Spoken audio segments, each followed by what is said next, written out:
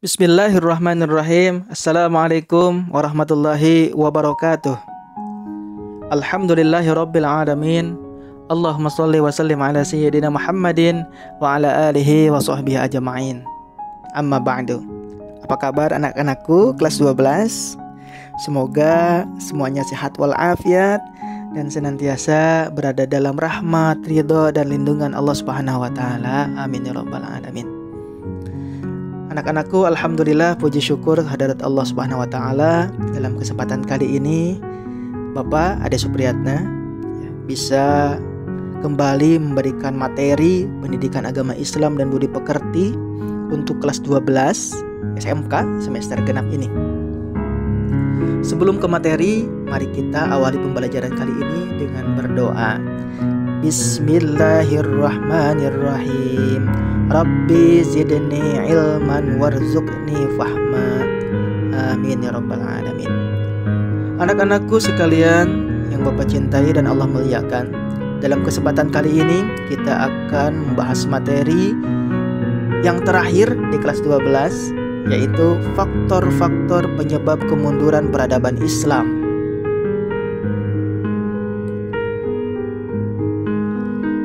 Ada beberapa kompetensi dasar yang hendak Bapak sampaikan, dan semoga setelah materi ini selesai Anda sekalian bisa menguasai seluruh kompetensi dasar ini. Untuk yang pertama,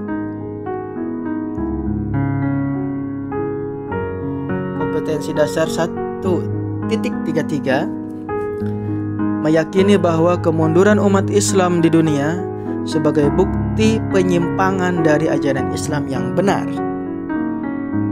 2.33 mewaspadai secara bijaksana terhadap penyimpangan ajaran Islam yang berkembang di masyarakat. 3.33 mengevaluasi faktor-faktor kemunduran peradaban Islam di dunia. 4.33 menyajikan faktor-faktor penyebab kemunduran peradaban Islam di dunia. Itu 4 kompetensi dasar yang hendak Anda sekalian kuasai dalam pembelajaran kali ini. Sebelum ke faktor-faktor kemunduran peradaban Islam, kita ulas sejenak tentang sejarah peradaban Islam di dunia.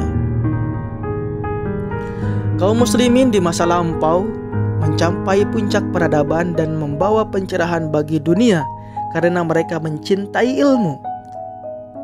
Bangsa-bangsa barat mengalami kemajuan karena mereka mewarisi tradisi Islam tersebut. Sayangnya, umat Islam justru hanya bangga dengan kejayaan masa lalu dan tidak mewarisi tradisinya, sehingga wajar saja jika umat Islam mengalami kemunduran peradaban. Sejarah umat Islam terus bergulir mengikuti sunnatullah, yaitu hukum Allah Subhanahu wa taala yang berlaku bagi makhluknya. Siapa yang gigih berjuang dan memenuhi syarat untuk menang, maka dialah yang menang.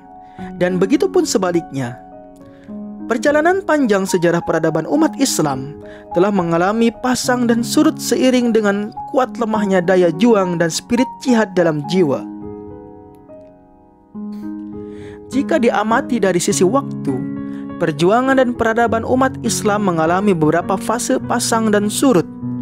Berdasarkan periodisasi sejarah peradaban Islam, menurut Harun Nasution, benih-benih perpecahan dan desintegritasi sudah muncul sejak fase kedua dari periode klasik, yaitu pada tahun 1000 sampai 1250 Masehi. Meskipun pada masa itu masih merupakan puncak keemasan peradaban Islam.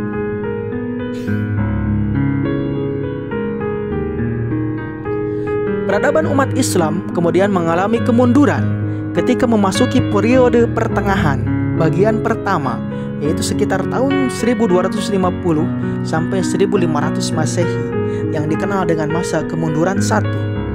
Setelah kurang lebih 2,5 abad tenggelam dalam ketertinggalan, peradaban Islam kembali menggeliat dengan munculnya 3 kerajaan besar pada tahun 1500 sampai 1800 Masehi, bahkan kembali mengalami kemajuan hingga memasuki abad ke-18 Masehi.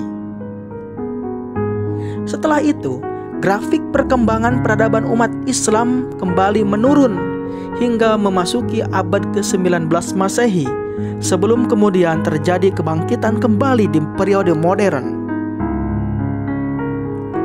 Dalam skala global, ada beberapa pendapat para ahli terkait dengan faktor-faktor yang menyebabkan terjadinya kemunduran tersebut. Pada pembahasan ini akan ditampilkan salah satu pendapat sebagai contoh bahan kajian, yaitu pendapat Ibnu Khaldun. Beliau ini merupakan seorang sejarawan muslim dari Tunisia dan sering disebut sebagai bapak pendiri ilmu historiografi, sosiologi, dan ekonomi. Menurut Ibnu Khaldun, faktor-faktor penyebab runtuhnya sebuah peradaban lebih bersifat internal daripada eksternal. Suatu peradaban dapat runtuh karena timbulnya materialisme, yaitu kegemaran penguasa dan masyarakat menerapkan gaya hidup malas yang disertai sikap bermewah-mewah. Sikap ini tidak hanya negatif tapi juga mendorong tindak korupsi dan dekadensi moral. Lebih jelas, Ibnu Khaldun menyatakan tindakan amoral, pelanggaran hukum dan penipuan demi tujuan mencari nafkah meningkat di kalangan mereka. Jiwa manusia dikerahkan untuk berpikir dan mengkaji cara-cara mencari nafkah dan menggunakan segala bentuk penipuan untuk tujuan tersebut. Masyarakat lebih suka berbohong, berjudi, menipu, menggelapkan, mencuri, melanggar sumpah, dan memakan riba. Tindakan-tindakan amoral tersebut menunjukkan hilangnya keadilan di masyarakat yang akibatnya merembes kepada elit penguasa dan sistem politik.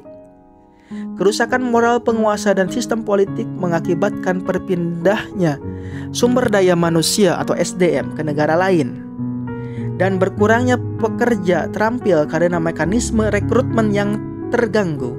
Semua itu bermuara pada turunnya produktivitas pekerja dan di sisi lain menurunnya sistem pengembangan ilmu pengetahuan dan keterampilan.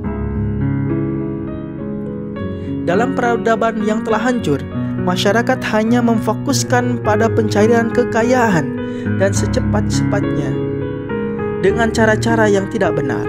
Sikap malas masyarakat yang telah diwarnai oleh materialisme pada akhirnya mendorong orang mencari harta tanpa berusaha. Intinya, dalam pandangan Ibnu Khaldun, kehancuran suatu peradaban disebabkan oleh hancur dan rusaknya sumber daya manusia, baik secara intelektual maupun moral. Baik, dalam hal ini Ibnu Khaldun memberikan pandangannya tentang sejarah kemunduran peradaban Islam yang lebih diakibatkan karena faktor internal. Faktor eksternalnya mungkin karena ada politik atau gangguan dari umat non-muslim, tapi yang lebih membahayakan yaitu faktor internal itu sendiri. Itu karena adanya ketidakharmonisan antara kaum muslimin itu sendiri, sehingga kaum muslimin menjadi rapuh, sehingga peradaban muslim lebih mudah untuk diporak-porandakan. Itu pandangan dari Ibnu Khaldun tentang kemunduran peradaban umat Islam. Menurut sumber yang lain, yang menjadi faktor penentu kemunduran peradaban Islam di dunia adalah sebagai berikut. Faktor yang pertama, umat Islam semakin jauh dari ajaran Al-Quran dan hadis dalam kehidupan beragama dan bernegara. Sedangkan Al-Quran dan hadis merupakan pedoman hidup umat Islam yang bisa mengangkat harkat dan martabat manusia, hormat dan martabat umat Islam. Jadi menurut sumber ini, karena umat Islam semakin jauh dari ajaran Al-Quran dan hadis, sehingga terjadi kemunduran peradaban. Faktor yang kedua, meninggalkan cara-cara yang berlandaskan Al-Quran, sehingga umat Islam telah kehilangan nilai-nilai, prinsip, dan tidak memiliki paradigma dan konsep dalam hidup. Pada akhirnya umat Islam mengikuti gaya kehidupan orang di luar Islam. Yang ketiga, terpecah belahnya umat Islam dan kurangnya persatuan antar umat Islam. Keempat, adanya ghazwul fikri oleh orang-orang yang benci terhadap umat Islam. Seperti umat Islam dipengaruhi untuk menjauhi nilai-nilai dan konsep Islam itu sendiri. Contohnya ekonomi, politik, dan sosial budaya yang tidak sesuai dengan aturan syariat Islam. Yang kelima, konflik-konflik politik dan kepentingan banyak terjadi di kalangan umat Islam dan negara-negara Islam.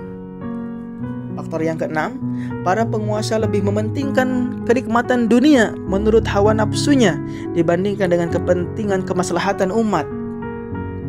Dan faktor yang ketujuh, faktor yang terakhir, hilangnya semangat dan keberanian umat Islam untuk berjihad di segala bidang disebabkan sudah merasa puas dengan apa yang sudah dimiliki. Nah ini ya, itu beberapa faktor yang menjadi penyebab kemunduran peradaban Islam. Ternyata menurut penelitian para sejarawan itu lebih ke akibat kurangnya rasa bangga umat Islam itu sendiri terhadap aturan dan ajaran Islam, kurang paham, kurang belajar.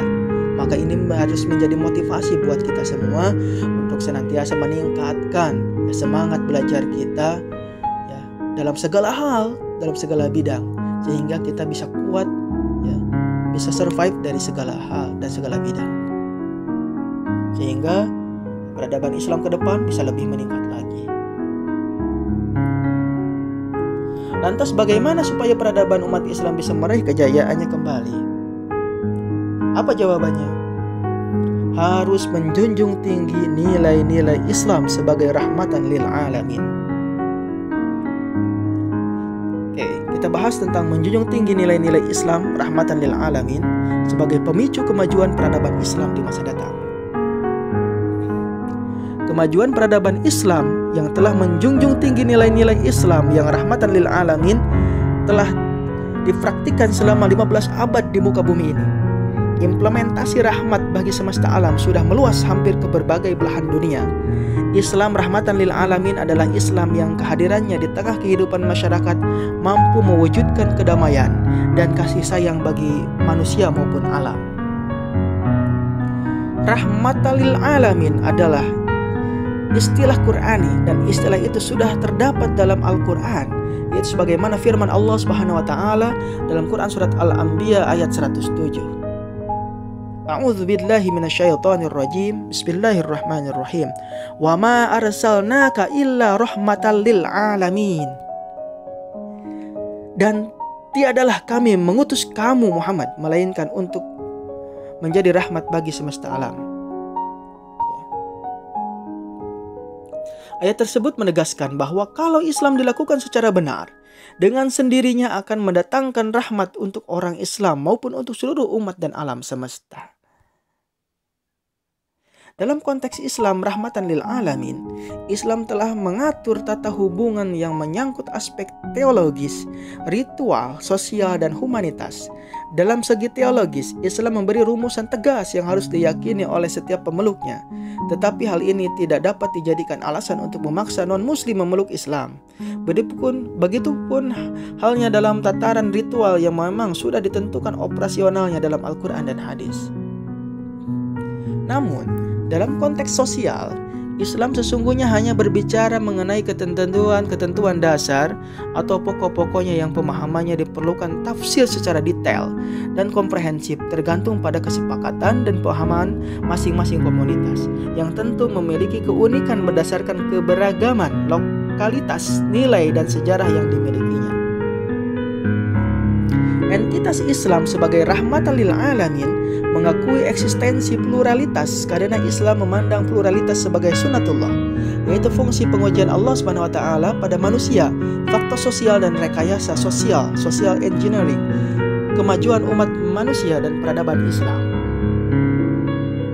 Meyakini bahwa Islam adalah rahmatan lil alamin yang dapat memajukan peradaban dunia dan meyakini pula bahwa kemunduran umat Islam di dunia sebagai bukti akibat dari terjadinya penyimpangan umat dari ajaran Islam yang benar.